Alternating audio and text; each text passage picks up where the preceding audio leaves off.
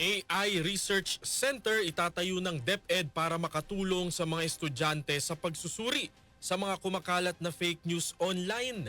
Kasama natin sa balita si Radyoman Gerald Ulep. Gerald. Yes, kasamang standard, tinitikap na ng Department of Education o DepEd na magtayo ng Artificial Intelligence o AI Research Center para sa mga estudyante. Ayon kay DepEd Secretary Sonny Angara, ang AI Research Center ay para lalo pang maunawaan ng mga estudyante ang digital landscape.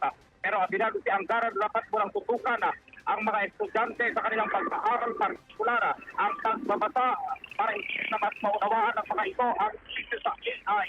Dapat adyang mahasa pa ang critical thinking ng mga estudyante para labanan ang mga peking balita at AI-generated content sa social media. Anya, gumaganda naman o gumaganda at hindi na halatang gawa sa AI ang mga content sa social media. Kaya kailangang maging mapanuri ang mga estudyante.